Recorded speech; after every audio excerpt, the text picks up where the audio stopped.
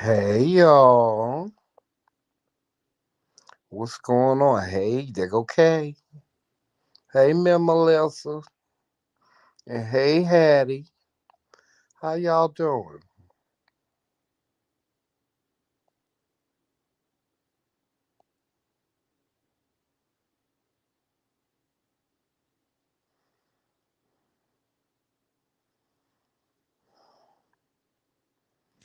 I hope everybody's doing well. Happy Wednesday, Thursday, because Thursday will be here soon. I know y'all used to Joseph starting, but he is um, busy at the moment. He'll be right with us though. Ooh, so how was everybody's day? Well, before I start talking at all, welcome everybody to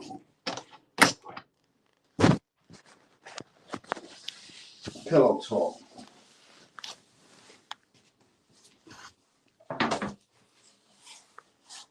Welcome to Pillow Talk. Um, yeah. So, how was everybody's day? Mine, mine was a little on both sides. It was okay, but then at the same time, I'm still weathering through whatever I'm weathering through. I can't shake this energy thing. My energy is just like, oh my God, guys, I don't have any energy. And I don't understand it. I got up today. It took everything in me to get up, but I did. I pushed through and I got up this morning, got dressed, got in the car to go to dialysis. I was tired the whole way there. I had to take more energy and muster up more energy to get out of the car, to get inside, and I got inside, and I felt I was feeling good. I was like, maybe once I have my dialysis, I'll get a little bit more energy back. But um, I got out of dialysis, and I felt pretty good. The only thing was, is my legs felt like jelly, like Jello. Like they were real shaky. But I was like, I'm gonna make the best of this. I'm gonna push through this because I had to go to the grocery store after we got out of dialysis. So, Joseph, he really couldn't do it. So I stopped at the dollar store. I got in there. My legs was still feeling kind of wobbly, and then I went to the Kroger. The child, let me tell y'all what happened at the Kroger, child. It was a mess. I got to the Kroger, and those motorized carts that they have? I said, well, I'm going to get in a motorized cart because I really don't have the energy to, walk around the store. And Joseph waited in the car. He always waits in the car for me when I go to the grocery store. So I got one of those motorized carts, and I'm doing okay. I'm going through the store and I'm picking up my items and getting things that I want. I'm like, okay, okay. You know, I get halfway through, and the battery goes dead on the motorized cart in the back of the store. So the motorized cart is moving like an inch a minute. So I'm like, oh God, why me? Why me? So I get the cart finally to the front of the store, and I said, well, I was gonna get another cart. I was gonna get another motorized cart. So I got another motorized cart, and I bought that in the store, and that seemed to be moving okay. And I had a few more items to pick up, which I did. Joseph, in the midst of this, Joseph called. He's like, Tremel, what you doing? You buying the whole store? I'm like, no, I'm not buying the whole store, Joseph. The battery went dead on the cart. In the midst of all of this, I'm like just about finished getting all my items. I think I had one more item to get, and it was the last item, and I was on my way up to the front of the store, and y'all, the motorized cart battery went dead once a goddamn again.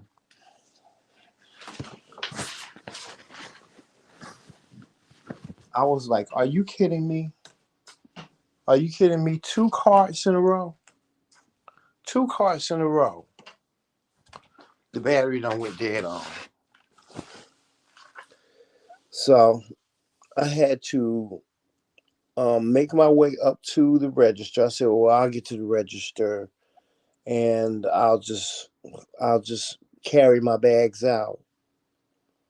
So I rang up my order, and I went through self checkout. I rang up my order, and I got out the car, out the cart. Um, well, actually, I tried to push it back to the front, and it was just not working out for me.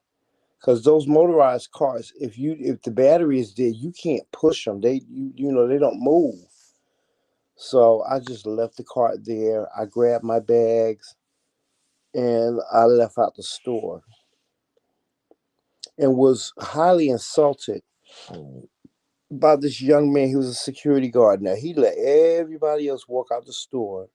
When he saw me coming, he asked me for my receipt. I looked at him like, "For real? No, you're not gonna ask me for my receipt." But I showed him my receipt, and I got outside to the car and almost fell flat on my face. I was like, my legs were like that shaking that I almost fell flat on my face. So Joseph was like, "You all right, babe?" I was like, "Yeah, I'm all right." He was like, "Oh, I was getting ready to come get you."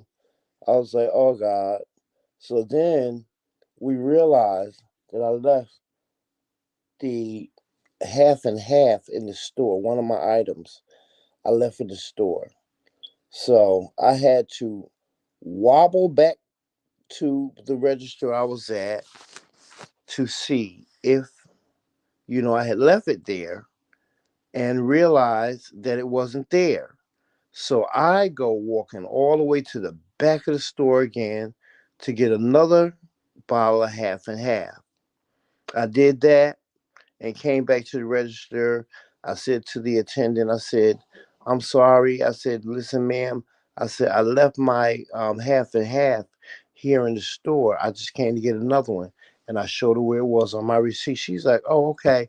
That's no problem." She said, "Did you leave it on that register right there?" I was like, "Yeah." She said, "Oh, it's right here." Now, y'all, I was so pissed because I made that trip for nothing. I could have just asked the attendant.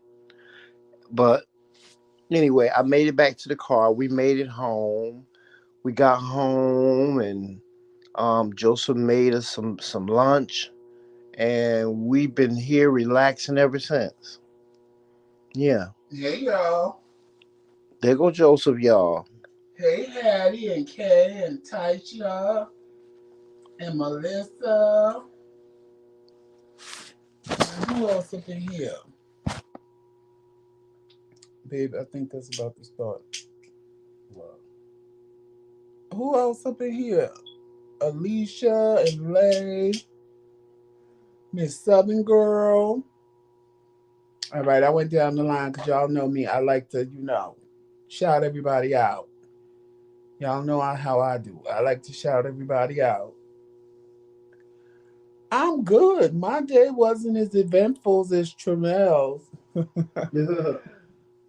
Well, kind of, sort of, because I came home. We came home after his ordeal. And, normally I'll rest, but I just came home and started washing dishes and cooking. And I was like, oh God, I got to sit down because my blood pressure was dropping.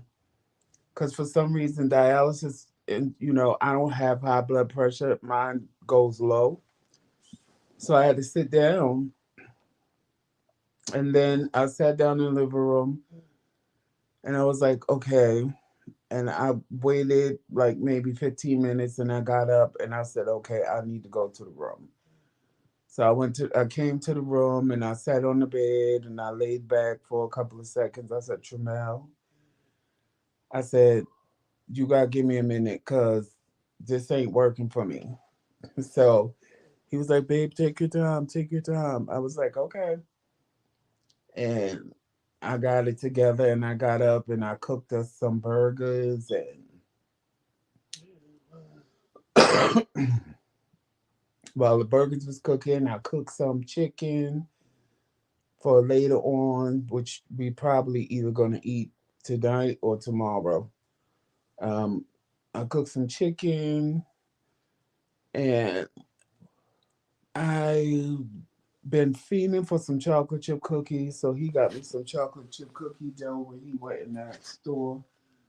I made some of those, and I just been laying here on the bed, chilling, resting, getting my rest. I feel better than I have in the last couple of days. I have more energy, which is a good thing. I have definitely had more energy than I've had in the last couple of days. And I know tomorrow I'll feel even better. Once I go to sleep and wake up, I'll feel even better tomorrow. So I'm happy about that. And dialysis was good to me. I didn't gain that much fluid by not being able to go Monday because we had the two flat tires. So that was a good thing. Did you gain a lot? No, my dry weight is good. Yeah, because you didn't even eat. So that's why I was. And my weight when I came in was good. I was That's what I'm talking surprised. about when you came in. Yeah, I was surprised. I was surprised. I thought I was gonna have a lot of fluid on me, but I didn't. Yes, Melissa, my good juicy burgers. Now, y'all, I need to ask y'all something tonight. I really do. I need to ask y'all something. Y'all know I don't really ask. We don't ask for much. We never do. We don't ask for much. But a I need a $20 donation from somebody tonight. If not 20, a $10 donation from somebody tonight. If somebody can What we um, add up to that? open up their hearts and give us a $20 donation, that would be great because that means that we could pay the StreamYard bill. Or if they can give us a $10 donation, that would be great too. So, you know, I don't care if it's five, it comes in 5, 10, 15. I don't care what it comes in.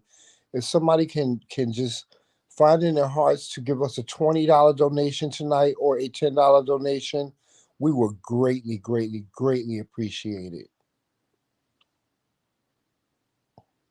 And if you can, you can. Yeah, and if you can't, you can't. Ain't That's no okay. biggie.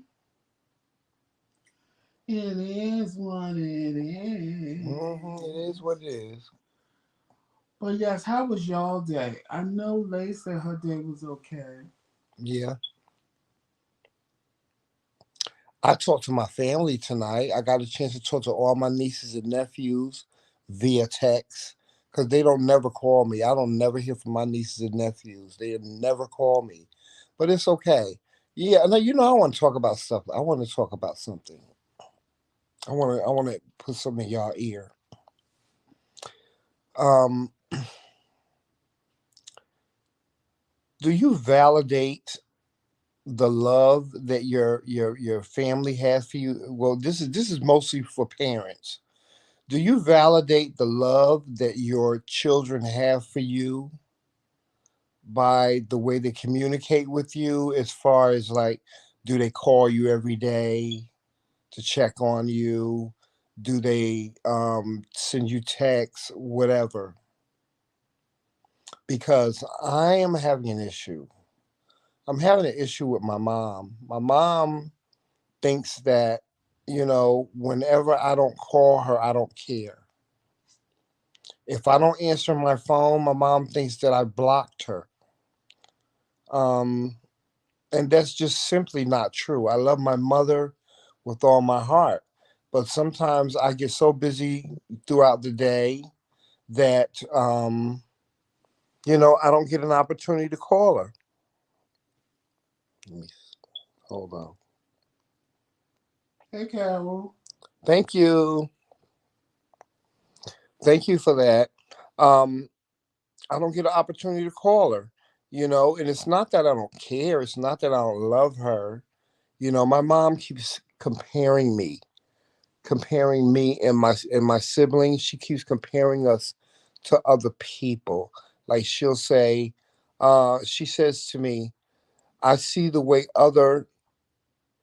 I see the way my other friends, how their children treat them, and you don't treat me like that. And I have to tell my mom, I'm not those other children. I'm not those other children. And so she gets upset when I say that. Like, how dare you say that?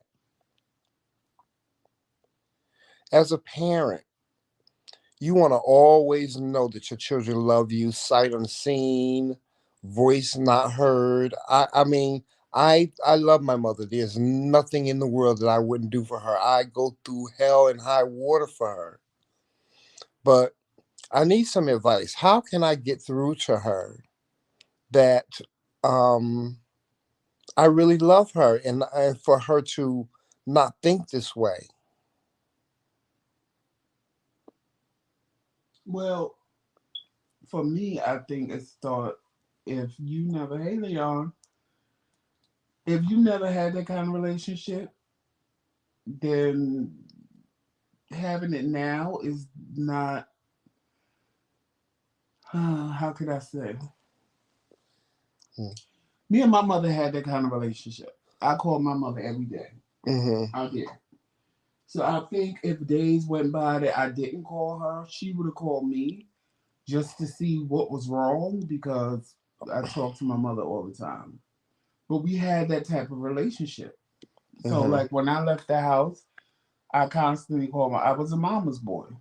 I was. But I think if you didn't have that kind of relationship all your life, just because now you want something and you want me to give you something that you claim you see other people have, it don't work that way. Yeah, and that's what I think is going on. Like, um, you know, my mom wants to have this, and like I said, I love my mother with all my heart. But my mother wants us to have this endearing, close, like closer than close relationship with me and my siblings. And she complains about. She said we don't come and see her enough. We don't call her enough. We don't communicate with her enough. And I have to explain to her. I'm like, Mom, we never had that dynamic. We never had the family. And growing up, guys, let me just say this: growing up, living with my mom was tumultuous.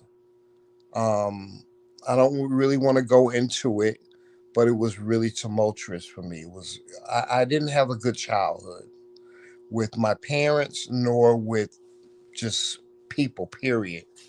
Um, and so I didn't really start becoming close with my mom until I was about 40 years old.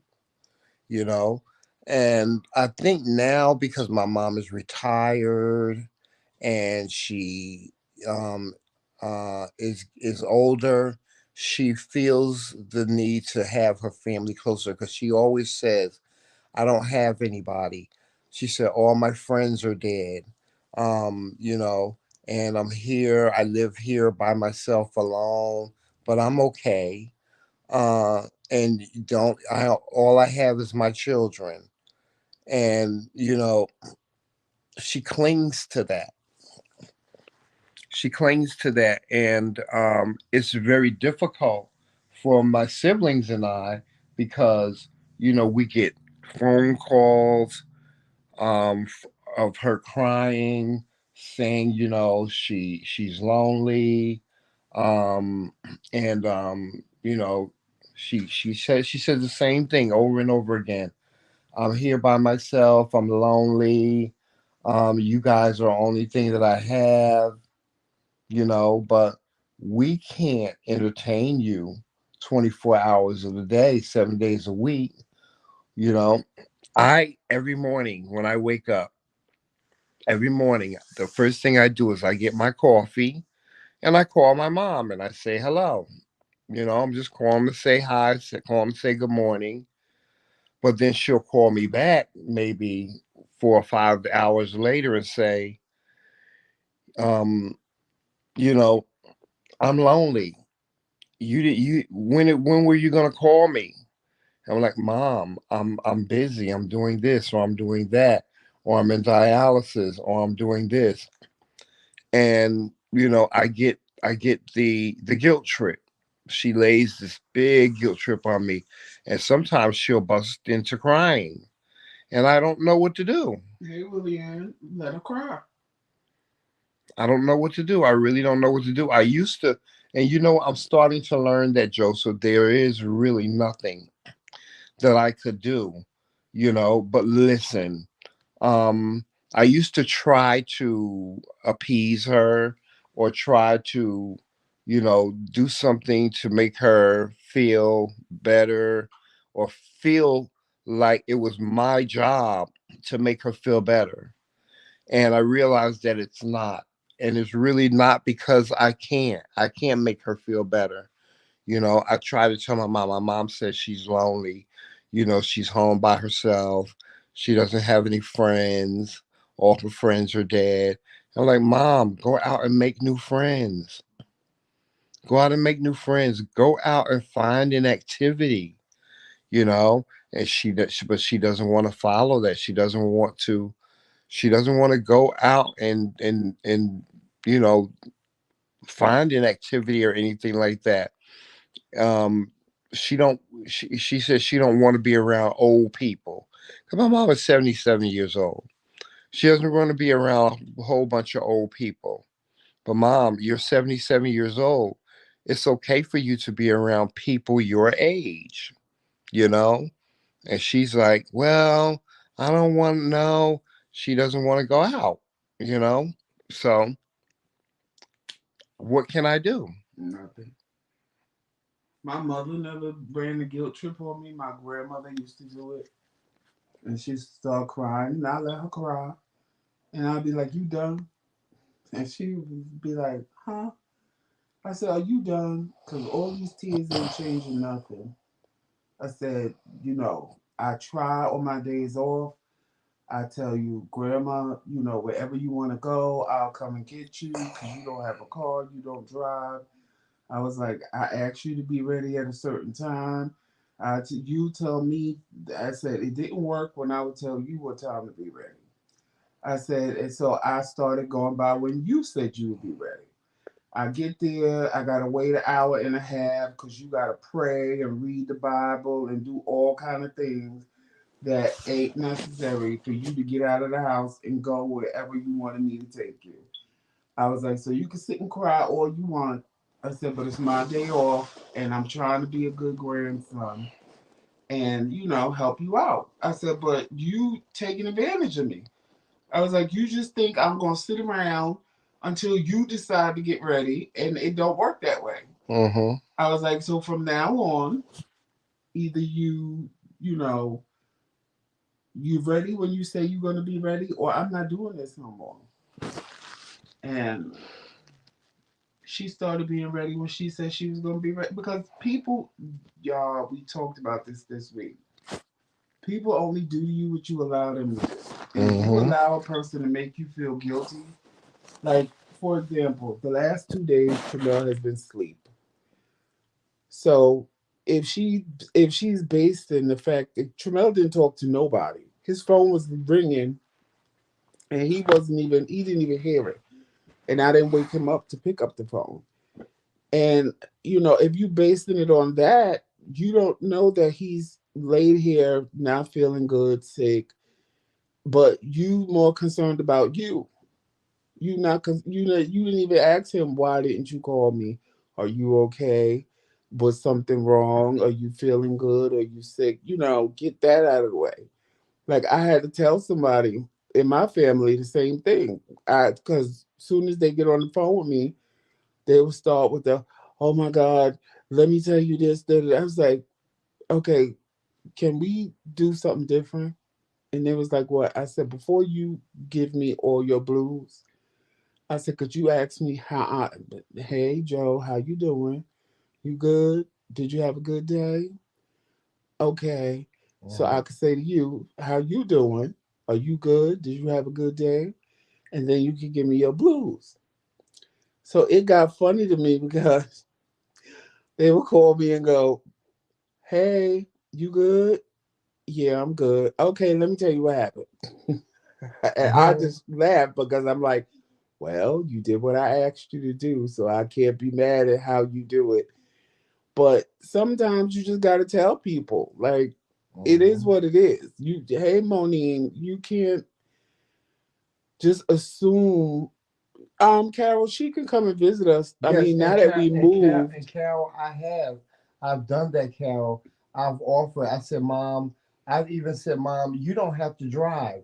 I've offered to send her a plane ticket, you know, to fly down here and come and stay with me for a while if she wanted to. No, I don't want to do that because she don't want to leave her house. My sister, my younger sister, she lives in Virginia. She's offered to come and get my mother and take her to Virginia to stay, you know, for a little while. And she says no. My sister even wants her, has offered, she's like, Mommy, come live with me. My mother does not want to come and live with her.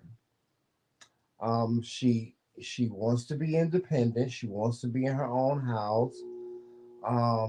And you know, that's just the way she feels.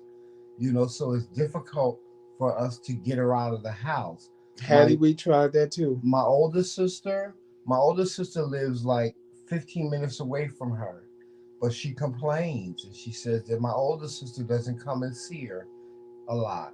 My older sister does come and see her. My older sister makes sure she goes over there at least once a week because she wants to make sure my mother's refrigerator has food in it. She wants to make sure her house is clean. She wants to make sure that everything is in order. So my sister goes over there to do the necessities and to visit with her. But that's not enough. It's like sometimes I look at Joseph and I say, Joseph, when is it ever going to be enough? Taisha, in New Jersey, because before we moved, I asked Jamel, I said, are you sure you want to do this? I said, we left upstate because you wanted to be closer to your mother. I said, now we getting ready to go further than what we were before. And I was like, are you sure you were? I said, because when I get to Georgia, I'm not leaving.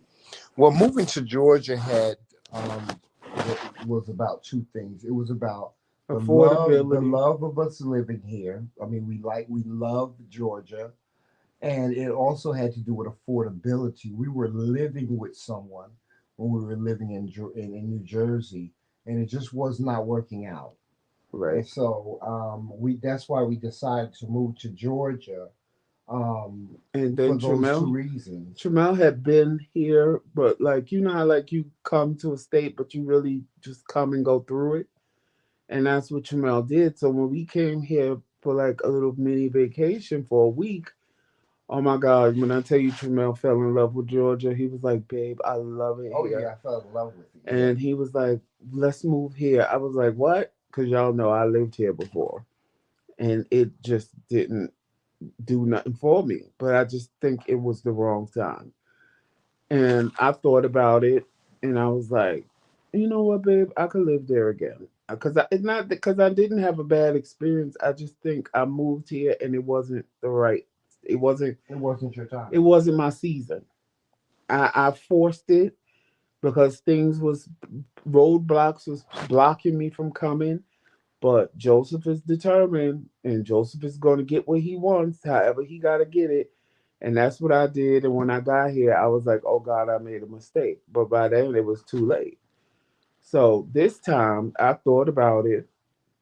And when we was here visiting, I said, Tramel, we actually came and saw the apartment that we living in now, the complex and the apartment. Hmm. And I was like, okay, I like the apartment. And we went home and we crunched numbers and was like, okay, we could do this, we could do that, da da da da. And I was thinking, I really thought about it. I said, can I go back to Georgia? And even my sister was like, are you sure you want to do this? Because it's like you're going backwards in your life. I was like, yeah, but the first time I did it, and I probably shouldn't have did it. I was like, God was trying to stop me at every angle. I said, but instead of me seeing the roadblocks, I was just like dodging them. Like, oh nope, nope. Let me get it back. It's like playing basketball. They trying Mm-hmm. to get the ball, and I'm dodging them every which way till I get a slam dunk. And once I get the slam Mm-hmm. dunk, I'm gagging like, Right. ooh, I'm on the wrong side of the court. So this time I thought about it, and I told Tramel we could do it. But I wanted to make sure he wanted to do it because, you know, it ain't like we 5 hours away like we Mm-hmm. was in when we was upstate New York. Right. We 14, 13 hours away now. And he already know I ain't driving. I ain't driving. I'm taking a plane when I go back up there. Well, I've never been one to allow anything, and this has been all my life. All my adult life, I've never allowed anything to hold me back from doing what I wanted to do, and that was another reason why I moved here. Because I thought about, you know, what about my mom? What about my nieces and nephews? Everybody lives in Jersey. What about them?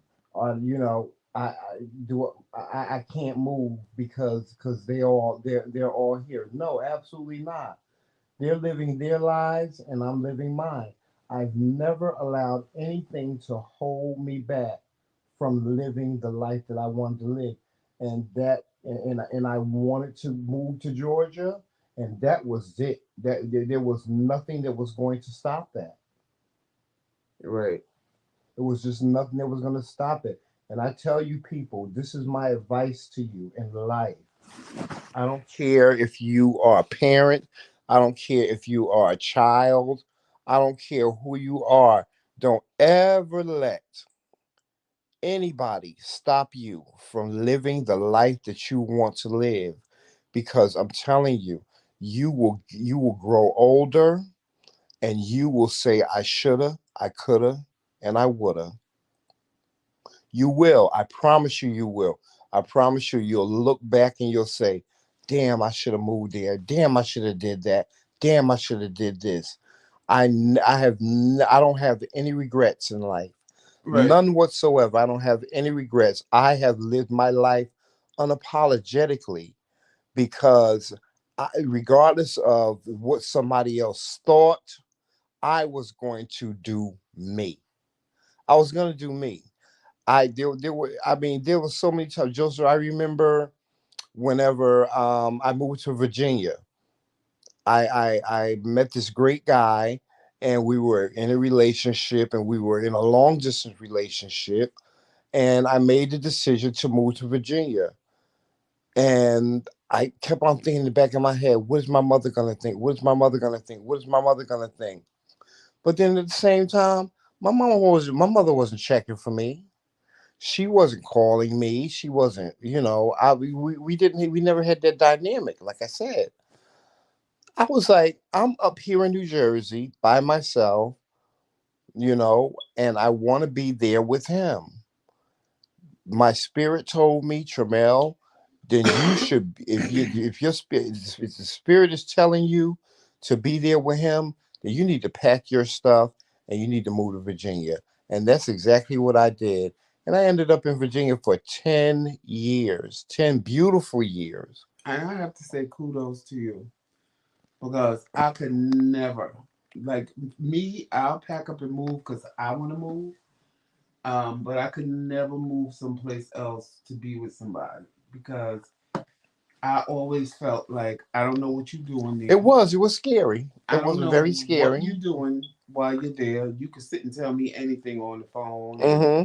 on FaceTime, and as soon as we hang up, the next dude coming to your house. So I was always scared to move someplace to be with somebody. You know what? It was very scary But for me, Joseph. I never, me just moving on my own, saying, okay, I want to pick up and go here, Mm-hmm. I would do that. Because I'm like you. I don't live with what ifs. Mm-hmm. I can't sit back in my life and say, what if I would have? Because I've done it. Anything I wanted to do, Mm-hmm. I've done. Because I just made up in my mind at a young age, I'm not going to live with what ifs. I'm not going to Mm-hmm. be afraid. I'm not going to. I Well, love. that's how your mind roll anyway, Joseph. You're a what if person. See, me, I've always been the you know, when I always had a plan B. Something in my spirit, I mean, always, that's been since I was an adult, always told me, Tramel, you got this plan, but you better have a black backup plan. And so I always had a plan B. And see, baby, And you know me. because I had a plan B, it was a little scary, but I wasn't afraid. You know what I'm saying? Like, oh my God, if I get down here and some crazy shit happen, what am I gonna do? Oh my God, no, I didn't know. I always had a plan B. And see, you know me. I'm very impulsive. It's like Yeah. I'll get the idea to do something, and in my head, it should have happened yesterday. And I'll make it happen for myself. And then if I'm not happy or I feel like I made a mistake, it's like, oh shit, what do I do now? hmm That's another thing, guys. Y'all listen, in life, always, always have a plan B. My father always told me two things. He told me always have a plan B. He said, there's two things that you don't share, your car and your woman. He did. He said, there's two things you don't share, your car and your woman, or your car and your man. There's two things you don't share. And he always told me, always stay 2 steps ahead of everybody, and to stay 2 steps ahead in life. And that's what I've always tried to do. I've always tried to stay 2 steps ahead, and I've always tried to. I don't share my car with a woman. Well, I share my car with you, because you're my husband, and I don't. But I don't share you. You can't nobody have you unless they're gonna get beat in the face. And I always have a plan B. You gonna I beat him in the always face? have a plan B, huh? You gonna beat him in the face? Beat him in the face, child. Child Joseph, I will crash a car through a window for you, Oh, child. If I thought, child, if I saw somebody, Joseph, please don't play games with me. But I've always had a plan B, and the plan B has always hey made David. me feel comfortable, you know. Um, and I could the one thing that I could truly say is I've not had to use my plan B that many times. Carol said I'm the same way Tramel about mines. Yes, honey, I will beat some a child. A child. I will go iced tea on somebody. But I've always had a plan B, Joseph. That's in anything. Even with you. Like if I sometimes think, God forbid, what if my husband passed away before me? What am I going to do? I got a plan, y'all. I got a plan, you know, and I tell him, you know, Joseph, we got insurance. If something happens to me, this is what you need to do. You need to have your plan. We both have a plan. We have a plan B, you know, so that if anything happens, we will be okay. And that's another thing. I've always, praise God, I've always depended on the Lord. The Lord has seen me through some things, y'all, that you would not believe. He has seen me through some things that you would not believe. So I've always depended on God to bring me through when I needed to use that plan B. I mean, one time, And I'm gonna give y'all an example. One time I had to use my plan B. I was with this guy, right? We was together. We had been together for 6 years, and he decided he wanted to break up with me. So I was kind of heartbroken over it. I was kind of heartbroken over him breaking up with me, and we had just signed a lease for this apartment. And I said, "So what are we going to do about the apartment?" And he was like, "Well, um, you know, uh, we can both live here." I said, "That's not going to be easy for both of us to be living here." Um, I said, because if you decide that you want to date somebody and bring them home, then how's that going to leave me? He was like, "Oh no, well, let's agree to do this. Let's agree that if, since we have to stay in this lease for a year, that you and I don't bring people home. We just don't do that." I was like, "Okay." Guess who was the first one to break the rule? He was. He was the first one to break the rule. So we got into an argument. We got into an argument, and he told me he wanted me to move out of the apartment. Now, mind you, I had just lost my job, and he wanted me to move out. He said, when I come home, I expect for you to be gone." Let me tell you, I used my plan B. Not only did I use my plan B, but I turned it, honey. I turned him. When he came home, I had moved all my stuff out of the apartment. Not only did I move all of my stuff out of the apartment, I removed me from the apartment. And when I say I removed me, he forgot that the cable was in my name, the electricity was in my name. Okay. So when he came home to no lights and no cable. Oh, and no phone. Because the phone was in my name. This was back when they ain't had no cell phones. The phone was in my name too. So when he got home, he didn't have no cable, no lights, and no phone. And he had the nerve to pick up the phone and call me from a payphone. From a payphone and ask me, did I cut off all the utilities? I said, why, of course. You told me to be gone when you got home, right? He was like, yeah. I said, okay, I'm gone. He said, oh, well, you didn't have to do that. You could have told me. We could have had a conversation about that. No, there was no conversating. I did exactly what you told me to do. You said, I expect for you to be gone and out of my sight when I get home. And when you got home, I was out of your sight, right? And I was gone, right? I said, was any of my clothes there? He said, no. I said, was anything of mine there? He said, no. I said, okay, there you go. Right. There you go. See, listen, I hold you to your word. If you say something, I'm going to take it at face value. You told me to be out by the time you got home. So that's what I did. That's what I did. Ain't nothing wrong with that.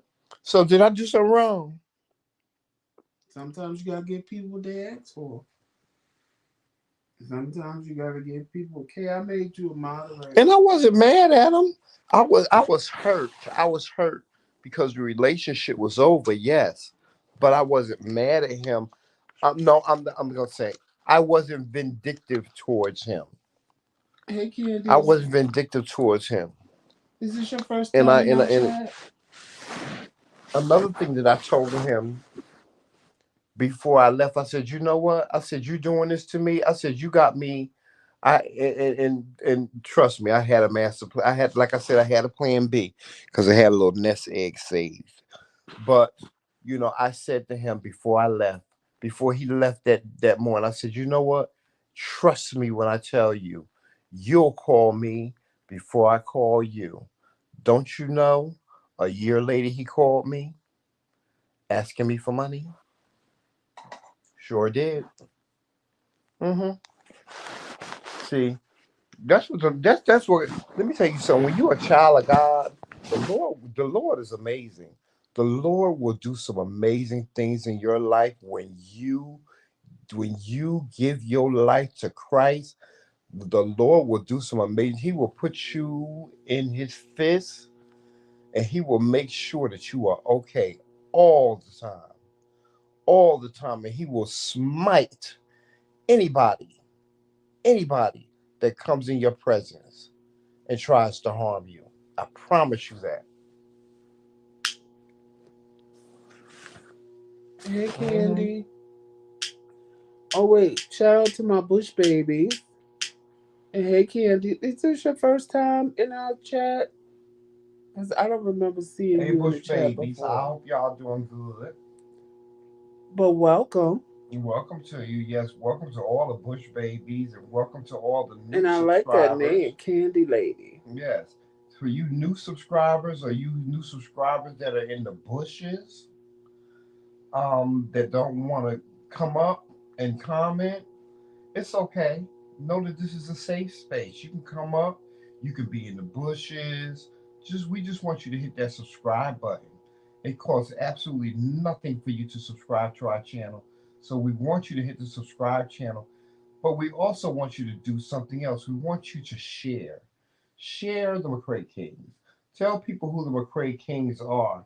For those of you that don't know who we are, take the time to go back and watch some of our videos. And I'm sure you'll find something to your liking. I'm sure that you'll find something that you can relate to. I'm sure you'll find something that you're interested in. I'm sure you'll find us speaking or talking about something that's very interesting. So we welcome you. We welcome you. We welcome you.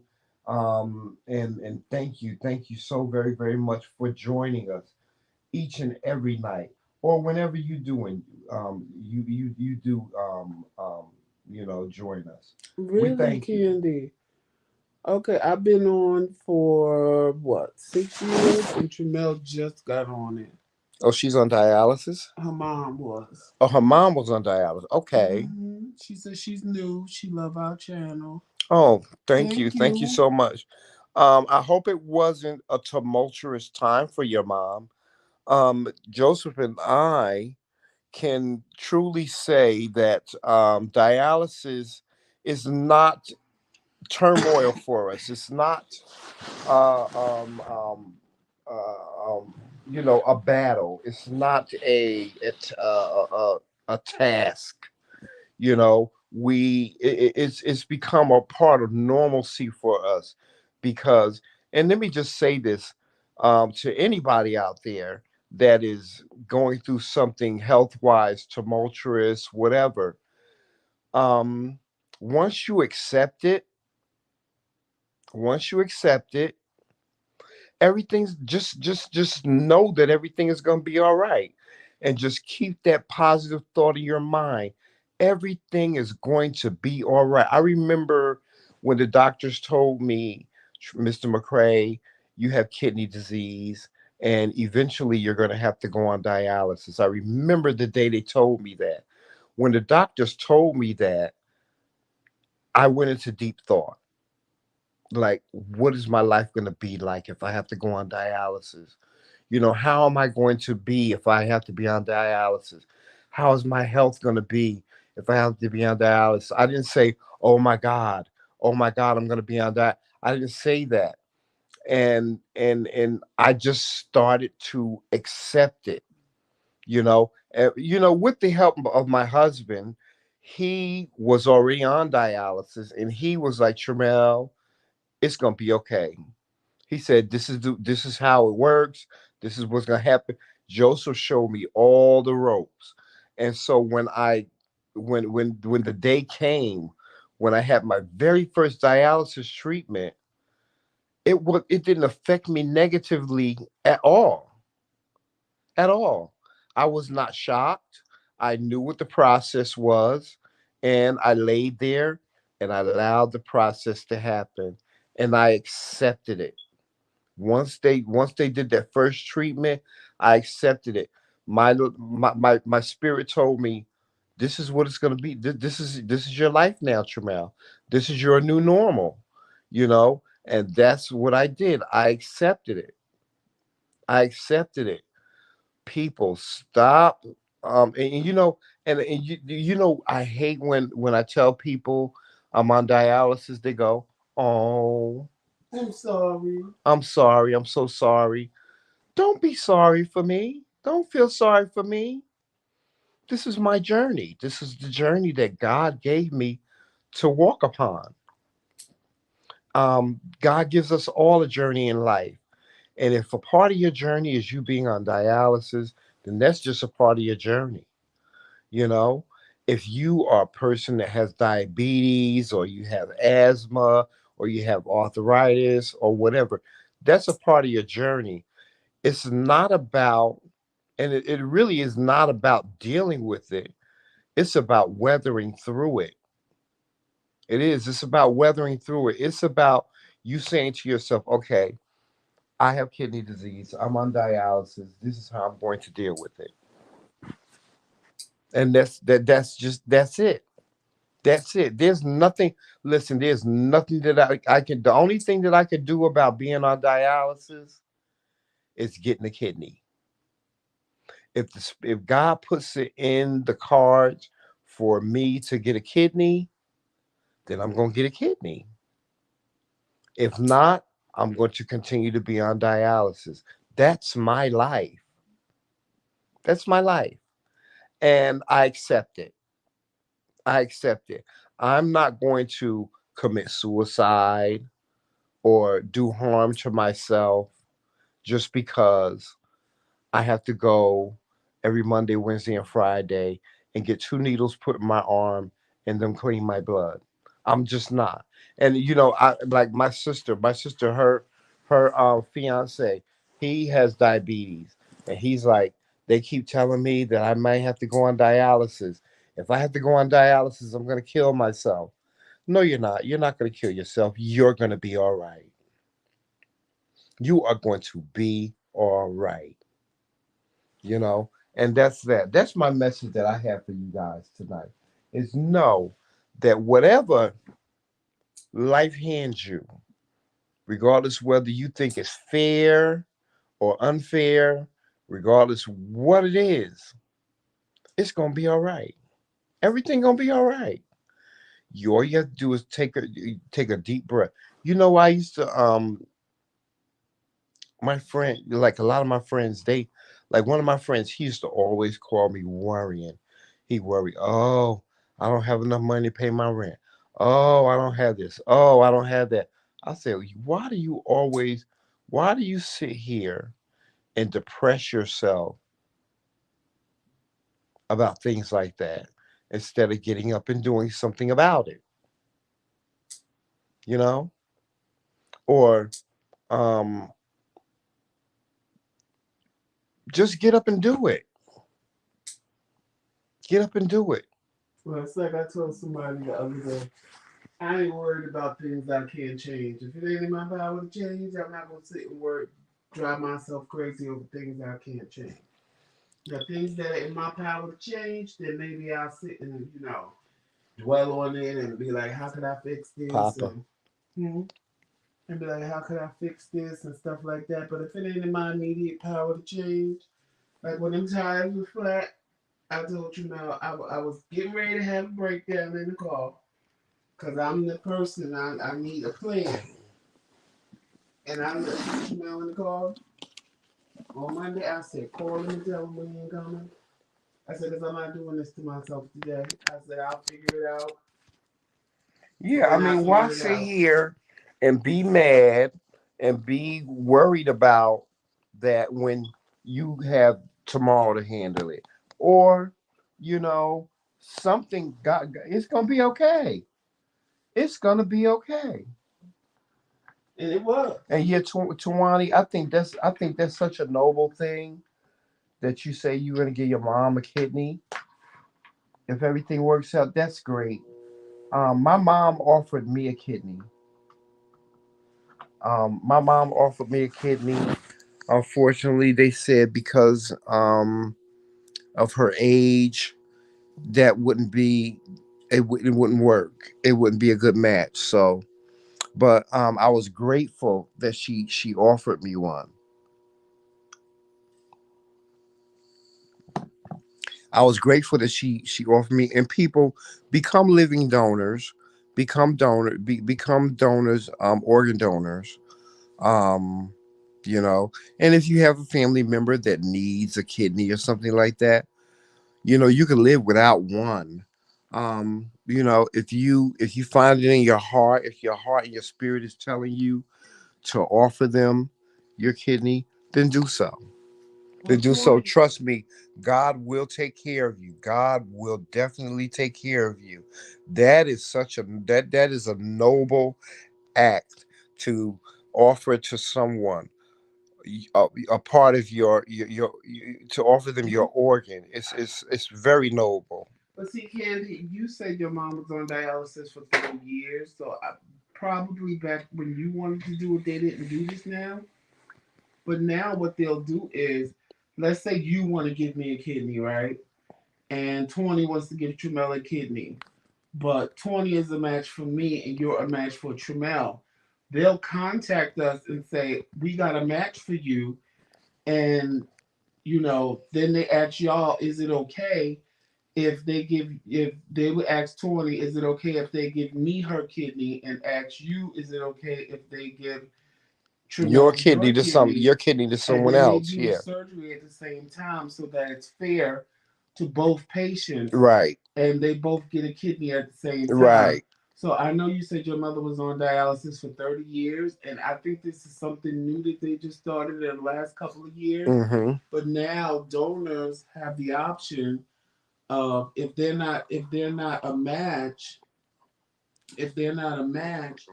then if Their kidney can go to someone somebody else, else brings and they will somebody, find a kidney right, for the other and person. they'll find a kidney for the other person so that Right. everybody gets a I mean, kidney. but they won't do something like, oh, take your kidney and give it to someone, and then Right. you then you Somebody lost, lost and and they they gotta gotta wait. They don't have to right. wait. No, They it, do it at the same they do it time. at the same time. Yeah, Yeah, I believe they just started that, candy, yeah. because They when I just went yeah. to the And you check in your state because they may not do that in every state. no, they do.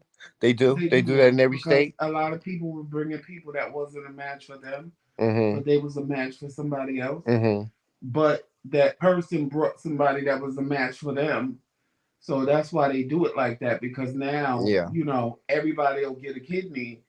You just have the person donating the kidney just has to agree to giving the other person the Right. kidney. Oh, and a kid a organ from a living donor is better than a organ from a donor that has passed away.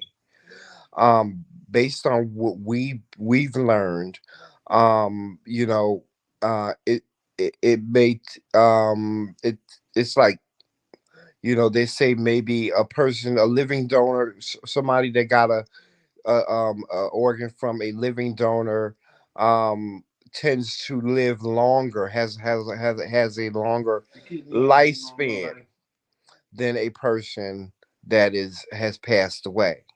right? Because they got to keep the kidney alive. Yeah. So also consider that as well. You're Consider welcome, that as McRae. well. But people, I urge you all out there to become a organ donor. Even um, you know, on the back of your driver's license, become an organ donor. Um, people there are people so in need of organs. There are children. There are, older adults. There are adults that are in need of organs. And not just kidneys, eyes, Lungs, lungs, livers. liver, pancreas. The people out here, there's a shortage on donors in this country. There really is. There's a shortage on donors in this country. Hey, you So if you welcome. can donate your organ to somebody, you're doing a noble act. if you both dead or alive. You're welcome, Kay. I was like, let me make Kay a mod. She's sitting here really basically doing the job. I Kay, I thought she was a mod. just made her mod tonight. Oh, well, welcome to the club, Kay. Welcome to the mod club. Yeah, for Candy, yeah. I'm sad you and your mom wasn't a match. But like you said, you tried, and that's all Yeah, you can do is try. it's noble just to try. Right, It is just noble just to try. Um, you know, even just the thought of it, it's kind of like a gift. It's the thought that counts. right. It Because somebody is. told me they wanted to give me a kidney, but I was like, you need to go to the doctor first and see, make Mm, sure you okay. I said because the test they're gonna give you is more strenuous than the test they right. gave me. And they're doing that now. They getting everything with themselves together, Yeah. which is a good thing because I Yeah, don't want to because you see have to nothing. have yourself together, Right. Joseph. And I You don't want have to to see nothing be in good. happen. I don't want to see nothing happen to them. Right. So I'm glad they're getting themselves together. Right. And I was shocked because Yeah. I never asked. I never asked. It's Mm-hmm. a relative, and I never Mm-hmm. asked. I never asked anybody. I was Yeah. just, this is my fate, and if it's meant to be, it'll be. And they just called me one day and said, you know Mm-hmm. what? I want you to live a normal life again. I want to give you a kidney. I was like, what? And it was like, yeah, I talked it over with my family and they agreed and Yeah. they were cool with it. And I was like, wow. I was shocked. I was Mm-hmm. shocked. I literally was shocked. Not I was because shocked too. I was shocked Whew. because it I was was shocked. I was in total shock. I Yeah. was shocked because it's been so many years and then I guess because they saw all the things I was going through. But this person had a good reason for Right. not giving you a Right. kidney. It's a totally valid reason. Yeah, totally valid. Yeah. So it was like, I wasn't mad at it. I didn't expect, like, for me, I didn't ask anybody to do it because it was like, I think that's an invasion of a person Mm-hmm. because It is. It's very you personal. put them in a bad spot if they don't want to do it Right. because they feel like, well, damn, this is my cousin, or damn, this is my brother, or damn, this is my nephew, or whatever. Mm-hmm. And I didn't want to put that on nobody. It was very, Mm-hmm. this is what my situation is, and Right. y'all know y'all can donate a kidney if you want. And, you know, I never said that part, but I'm like, if they wanted to, they would have. So, when I got the phone call, I was shocked. I was like, wow. I didn't even know how to react to it, to be honest. But yeah, but they getting themselves together because they haven't been to the doctor since COVID. So they getting themselves together, and so far so good. And I'm hoping and praying that my husband get a kidney. And you know what? Honestly, I don't even. You know what, Tramel? I've never really cared about that. To be honest with you, I know you haven't. I never even thought about it twice. Like everybody, you want a kidney list, you want a kid. I don't care, and I'm being honest. I don't care. It's like God will keep me with or without it. So I'm not worried about it. Like Mm-hmm. it's either if it's gonna happen. Personally, I really don't want them to go in and put something foreign in my body. I'm being honest. I don't. Mm-hmm. I'm like, hell, I was born with these kidneys. I'm gonna die with them, and that's just the way I feel. But if it happens, it happens. But it's never been. I don't know. I just I don't know. It's But weird. ironically, when I first Hey, Medina.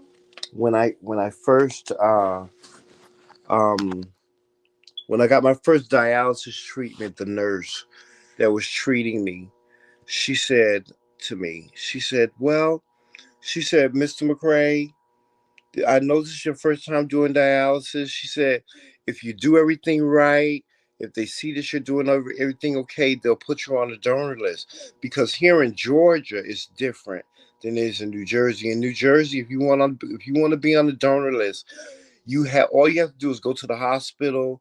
You have to take these courses, these classes, and they tell you everything about being on the donor list and so on. Here in Georgia, But babe, remember they still have to approve you. they have to approve you to be on the donor list here. So she said, the nurse said to me, she was like, Mr. McRae, she said, if you do everything right, they see that you're going to your dialysis treatments and you're doing everything right, and you're taking care of yourself, you're taking care of your health and so on, you can get on the list. And she said, and from what I see, she said your blood type is not a what do you call it? Rare. It's not a rare blood type. She says so. Um, I could see you getting a kidney. She said it probably your chances of getting a kidney are probably about 70 to 80%. And I was like, okay, so I'm going to do that. I matter of fact, I spoke with the social worker at the dialysis center. She told me the same thing. She was like, Mr. McRae, she said, you want to be on the donor list? I said, of course I want to be on the donor list. She said, okay. So we will start to make sure. So what they're doing now, the plan is they keep a record of all my blood work. They're keeping a record of my health and, making sure I take care of myself, make sure my A1C is good and all these things. And she said, we're gonna see about getting you on the list. So that's the plan. My plan is to continue to do what I'm doing, going to my dialysis, making sure I take care of myself, make sure I take care of my diabetes, make sure all is well. And, you know, I will hopefully get on the donor list soon, and that's that. And I think that'll happen for both of us. I Yeah. think it'll happen for both of us. I for some reason, I have this dream of both of us getting a kidney, Joseph. I just it's something I have to get under control first. That's I why have I this haven't dream of even. us getting both getting a kidney. I I don't know now I why. have AFib. I got to get that under control, and it's Well, I a mean, lot your of other AFib stuff. is really not bad. You're taking your Now I have to get meds. other stuff under control Mm-hmm. before, and then I gotta make up my mind to put the nicotine down and things of that Mm-hmm. nature because they Mm-hmm. won't do it with that. Um, and you know how we did Trinell. Hey, Medina. We wasn't taking care of ourselves, Yeah. and we have to do Medina, it. hold on, Joseph. Medina, I'm gonna call you. We have not had one of our conversations. Me and Medina used to get on the phone and we would talk for hours, and we would compare stories, and we would, I would talk. She would ask me, how this wig look, or how this look, or how this look. She always loved my opinion about everything. I I gotta call you. Me and you, we gotta have one of our heart to heart phone call, because I haven't spoken to Medina. I haven't spoken to you in like a year. I'll be texting me then. I haven't. But we gonna get it together, Medina. I'm gonna call you one Yes, weekend. Medina I'm gonna was the call you on a Saturday. We're gonna have us one of our long conversations. I learned. Medina was the first person, the very first person we ever gave our number to. Mm-hmm. And she was like, y'all can't be doing that. And I said, what do you mean? She was like, y'all are social media personalities. Mm-hmm. And we didn't realize the magnitude of who we What she were was saying, online yeah. until she said that. Mm-hmm. And we were like, huh? She was like, y'all give your number to everybody. We was like, no, you're the only person that ever had our number. But remember our anniversary? I'll never forget our anniversary. I'll never forget the first time we laid eyes on Medina, our anniversary. She was such a fan. She had her, because that year we everybody was supposed to wear a The crown and crown. or tiara. Mm-hmm. Medina had her tiara on, and then she even had her husband, God rest his soul. She made her husband get in the clip, and he was looking at us like, I don't want to be in this. He was But like, what I is don't it want to be bothering here. me? I don't want to be bothered. She made him say hello, but Medina has always been our cheerleader. Always. Always, always. I remember she's always said wonderful, wonderful things about us. Beautiful things. She's never had anything bad to say about us. She's always been a team player. She's always been in our corner, and I cannot wait for us to have a meet and greet. Right. She will be if anybody's the McRae King Queen, it's Medina. Mm-hmm. She is the McRae Queen. She is the one that, oh God, I hold so near and dear to. Joseph. I'm getting tears in my eyes right now because I love her so much. She's like a sister to me. Mm-hmm. You know. Um, Thank you so much, Medina. Thank you so much because, and what she don't know is she inspired all this. She did. She's the one person that has kept the McRae Kings in social media because there's been times when we want to give up. When we got that call from Medina, it was like, Mm-hmm. or when we seen her in the comment section, it's like, yes, yes, this is why we do it. Mm-hmm. This is why we do it. Medina, She made us feel so special in that yeah. first phone call. Mm-hmm. She was like, "You guys are important. Your social media figures. That we She had, yeah, when yeah, she said that, we Googled ourselves, right." remember? Because Melissa had the same reaction, like, Yeah. "Oh my God, I'm talking to Joseph on the phone," Yeah, we and Googled ourselves and I was like, Joseph. I said, when you Google our name, the McRae Kings, we come up. we come up. I said, "Now I can tell people Google me, bitch." Melissa the same way. I remember the first time we spoke to Melissa. Was it her birthday? My birthday. It was your birthday. Remember my And masquerade? Melissa was supposed to, I think she won something or No, what happened she was wanted to she come was up. coming up, but we was Yeah. getting off, but Mm-hmm. so we didn't see her in the background. Right. And we And then called her. she texted me and said, "Joe, I wanted to come up and tell you happy birthday." I said, "Okay." So And we I called her called on her Facebook on Messenger. Facebook And Messenger. she was like, we were having a conversation. She was like, oh my God, I can't believe it. I'm talking to the McRae Kings. And she was just like so excited about it. You guys, let me tell you something. And then when we met her, it was like even better. Oh, even better, even better. Let me just say this about you people that are watching us and you people that will watch us in the future. We don't have a large following. We have what, about 1,500 subscribers? Mm-hmm. Where? We have about 1,500 subscribers. Where? On here? Yeah. No, 2,400. Oh, we got about 2,400 subscribers, which, y'all believe it, it sounds like a lot, but that's a penny. That's a Right. drop in the bucket. It's people that have 10 and 15 and 20,000 subscribers. The one thing that I can say about the people that watch us is that they really, really show love for us. All right. And that's the one thing that we appreciate so much. Y'all can't imagine when we get off of this live, we go back and we read your comments.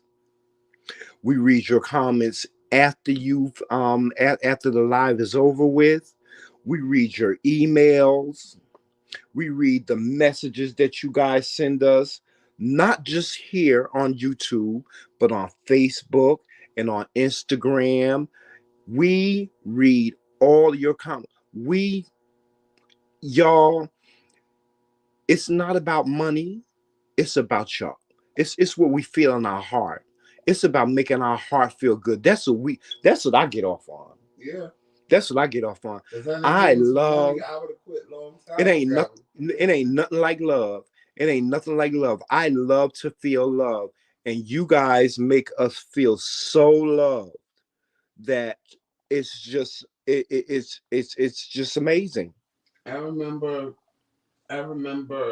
and I think if you go back, you got to go back a couple of lives when I first told everybody in the chat. I was like, Oh, good night, y'all, Candy. I was like, y'all have a good night.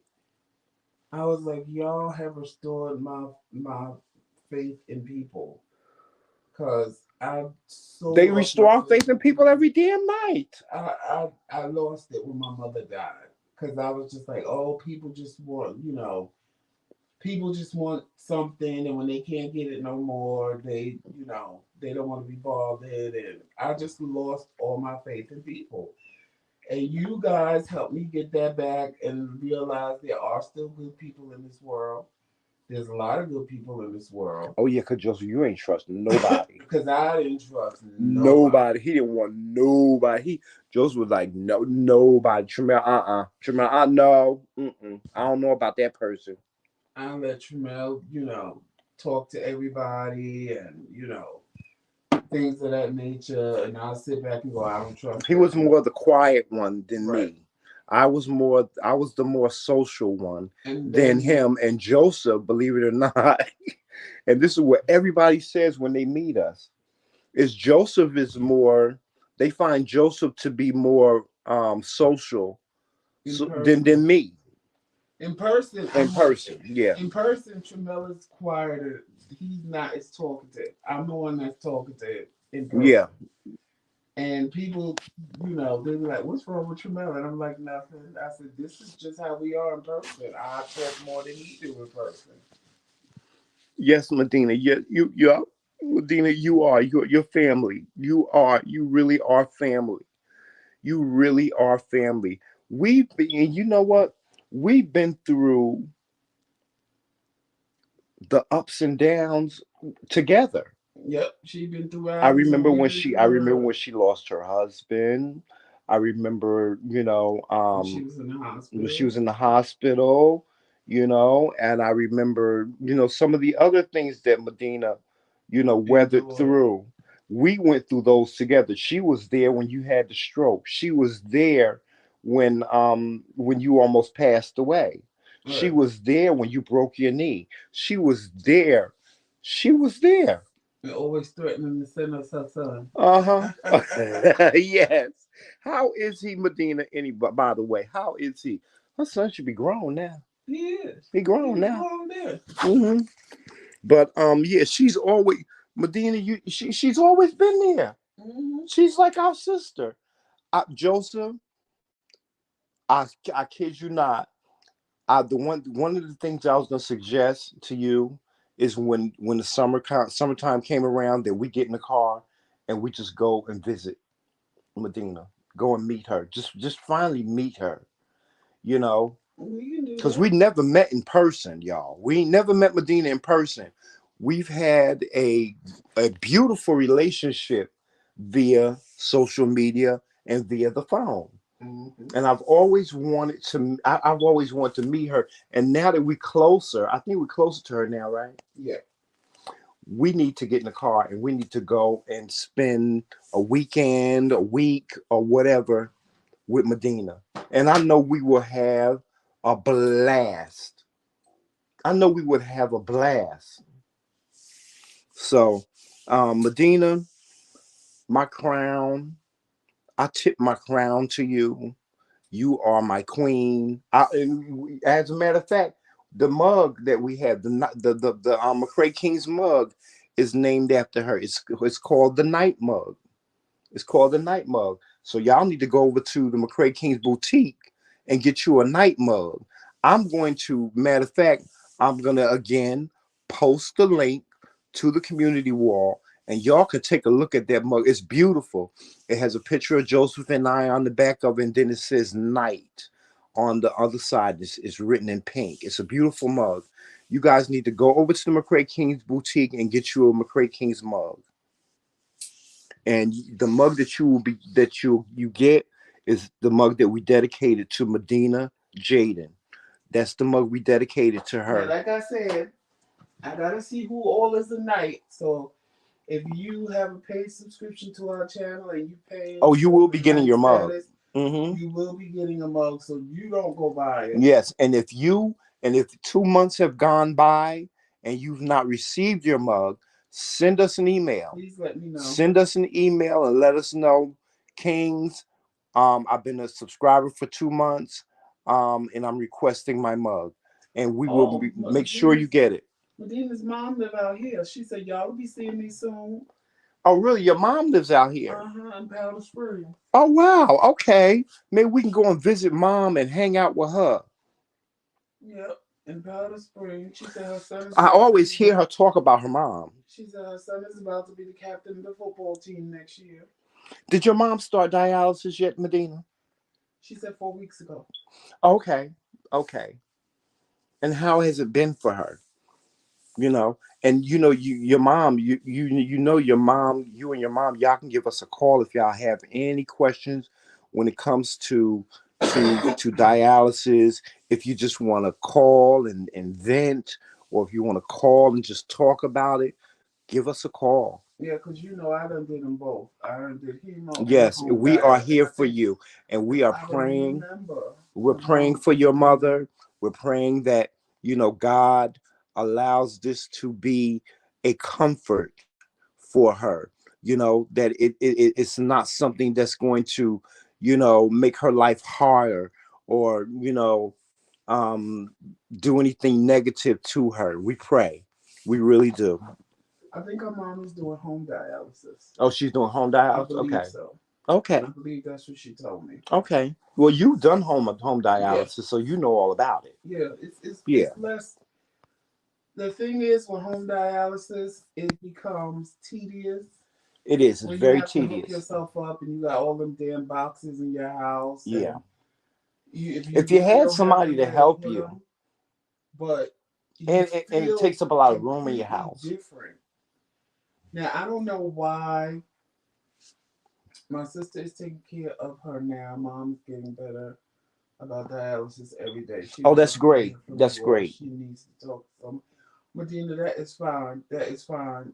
Great. I don't mind, and Trumel don't mind. Um, it's when you are a home dialysis child. It takes a. It's easier, but it takes a lot. It's easier because you can live your life But it's a lot of because you just hook supplies. up at night, and by the Mm-hmm. time you wake up in the morning, you're done, Mm-hmm. and you don't feel the way we feel. But I don't feel like I did at first being on hemo. It's not as bad.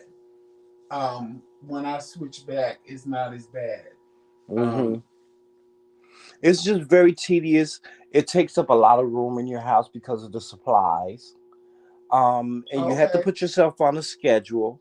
You have to say, okay, well, I'm gonna start my dialysis at this time. Like Her mom Joseph does used. chemo like us. Okay. Joseph used to do his at 9 o'clock every night, 9 or 10. 9 or 10. He would do it every night. So. Because I did it like that because I knew when I would wake up in the morning, and I didn't want to be stuck to the machine Mm-hmm. once I woke up. So I would just hook myself. I didn't mind hooking myself up and being stuck to the machine, Mm-hmm. when I know I'm about to go to bed. Yeah.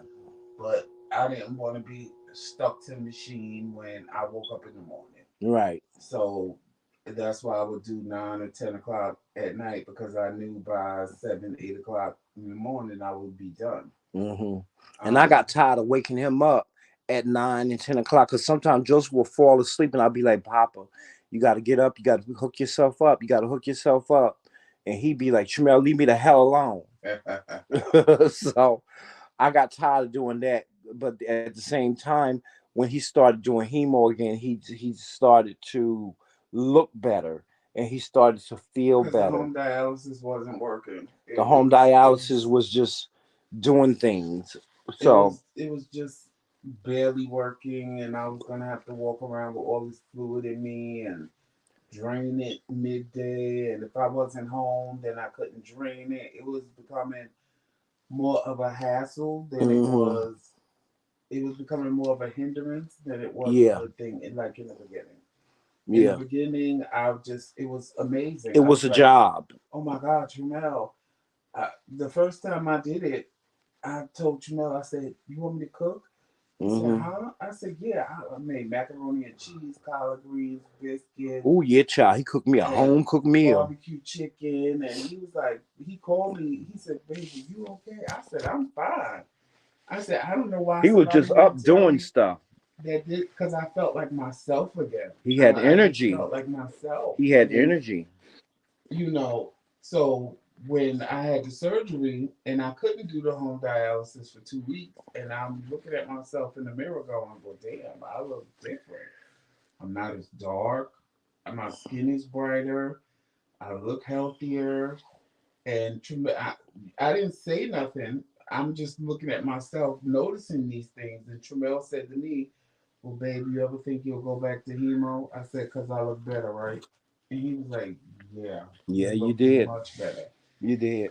And what really did it was when the home dialysis nurse, she saw me in dialysis, and because she had to come downstairs, and when she saw me, she said, Joseph, you need to keep doing this because you look amazing. And I said, well, there you got it. There you have it. So, and because I hadn't used my arm before, they had to test my arm because they was gonna put a catheter in me. I was like, you ain't gotta put no catheter in me. I have a whole fistula. And it was like, well, when was the last time it was used? I was like 2 years ago. And they said, well, I said, I believe it was 2 years ago. And they said, well, we're going to have to give you dialysis while you're here in the hospital just to make sure. I said, okay, do what you got to do. And it Mm. worked. So, because they never told me that it could stop working.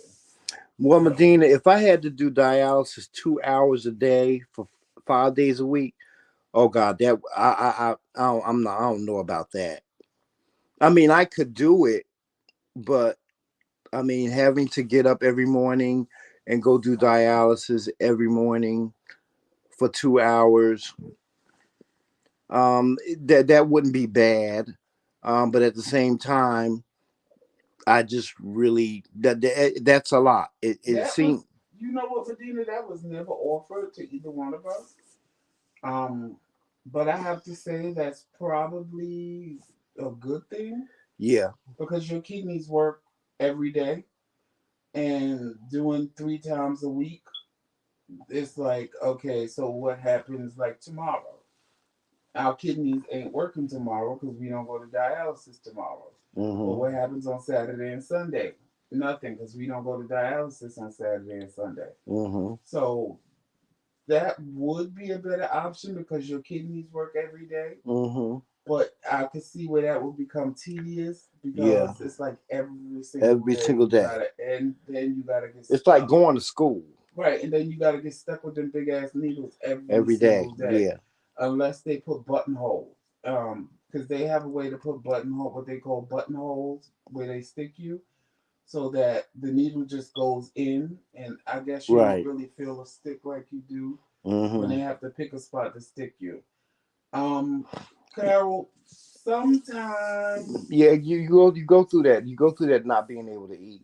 right, like you know what, it depends It'll on what pass. fluids they giving her because I know they gave me a fluid when they tried to give me something stronger because the dialysis wasn't Hmm. cleaning me the way it was, and I would throw up every day, Hmm. What she every needs to do is she single needs day. she needs to see her nutritionist. Yeah, She needs to talk to her if she's having trouble eating. That's not good.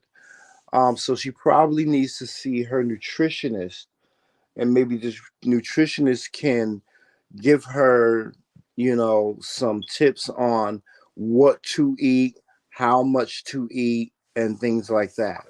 Because yeah, nutrition is a very, very important part of kidney disease. It's a very important part of dialysis. Like today, I got my report card. We get a report card every month, and it tells us, what we need to work on, what we don't need, and so on and so forth.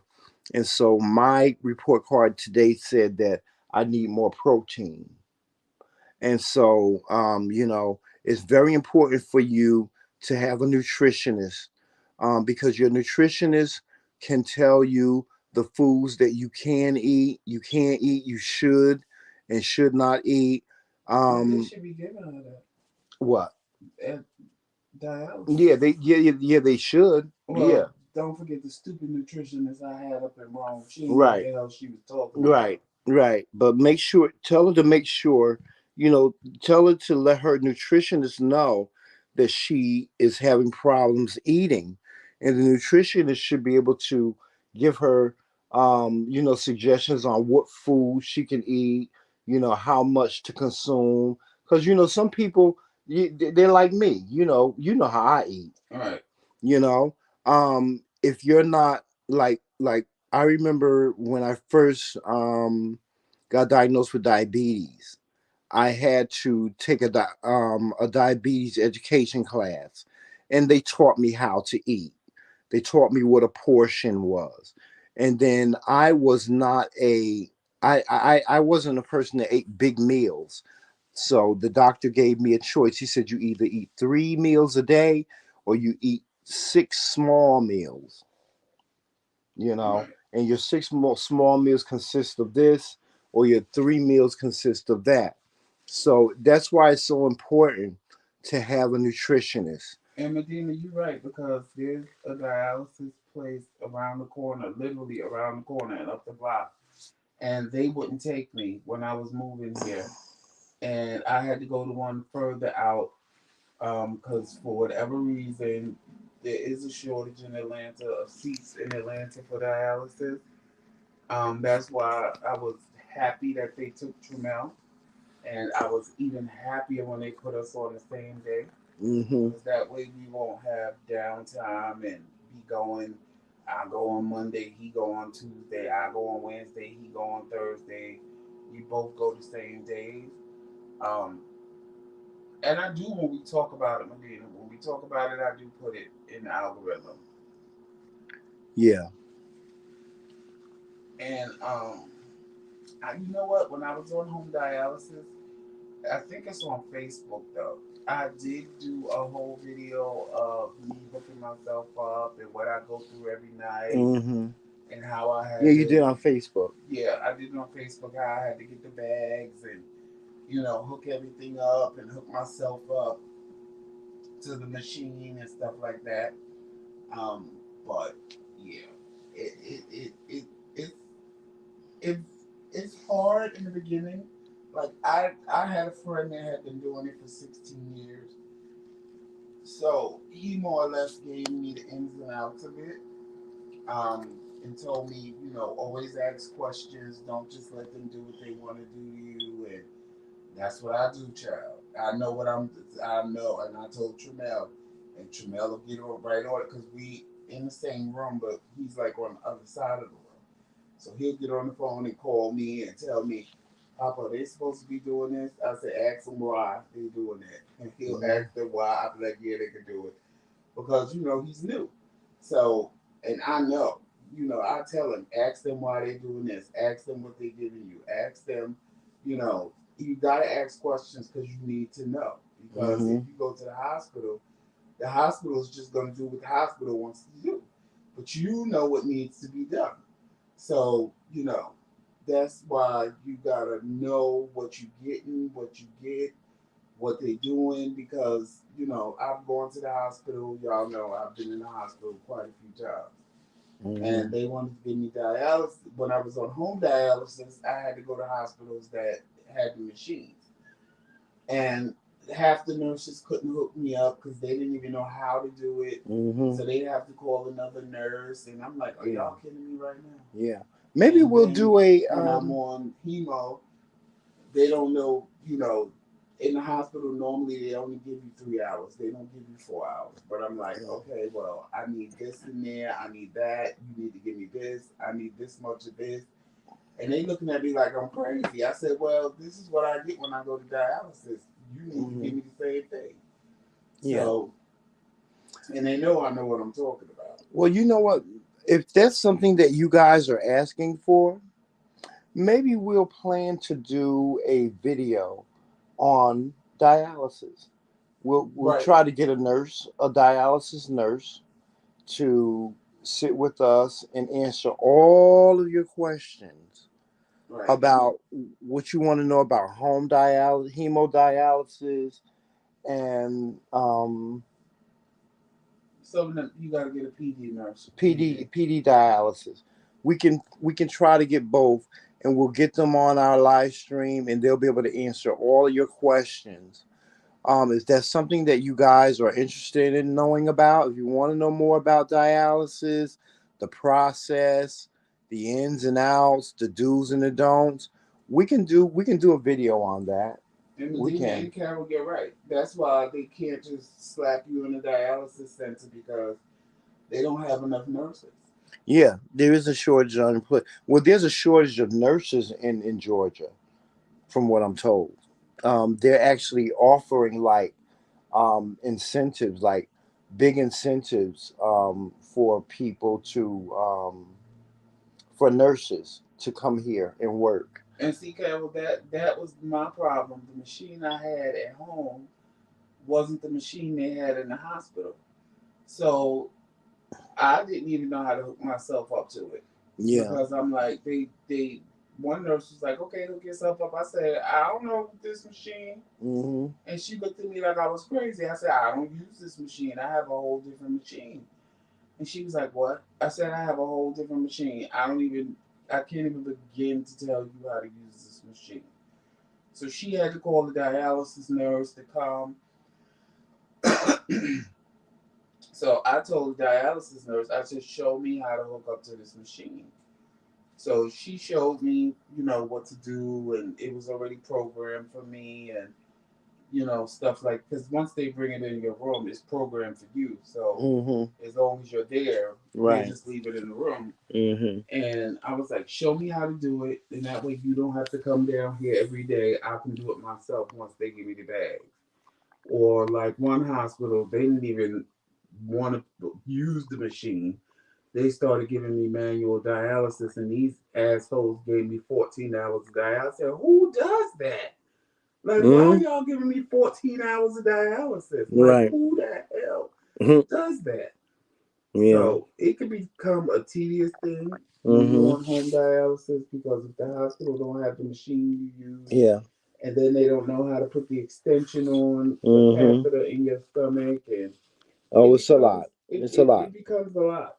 Yeah. And you would think that the nurses know, but they really don't know. And you can't blame them because they're just a nurse. So they have to call the dialysis nurses. And most of the time, dialysis nurses are gone at, Hmm. you know, 9, 8, 9, 10 o'clock at night. So it becomes a lot. It becomes a lot. But y'all, we are going to go now. We are going to go and enjoy the rest of our evening. It's the first evening that both of us ain't tired. I want a snack. And, all that good stuff like that. Please make sure if you don't subscribe that you do subscribe to our Hmm. channel. Make sure you hit that notification bell and make sure that it's shaded all the way in so you know when we go live or we drop new videos. And watch us on all social media Watch us platforms. on all social media platforms. Our name is the same across all of them. Also, make sure that you check out the McRae Kingz boutique for everything McRae Kingz and Dare to Be Different. Hmm. Again, if you can, please make a donation to McRae King's platform. We would greatly appreciate it because we need all the donations we can get right Yes. now. We are asking for a $20 donation tonight, though. Uh, there you have it. If you can, you can. If you can't, it's no big deal. Right. But we would appreciate it if you can do a $20 donation tonight. That would be amazing. If you can't, don't worry about it. Um, Also, make sure if nobody told you they loved you yesterday or today, because it's after midnight, Hmm. if nobody told you yesterday and today they love you, know that Jamel and I love you, and there's absolutely nothing you can do about it. Always remember to walk in love, peace, sunshine, and happiness, and all those great and wonderful things. And you know what it is. It's Have a Team McRae. all damn day.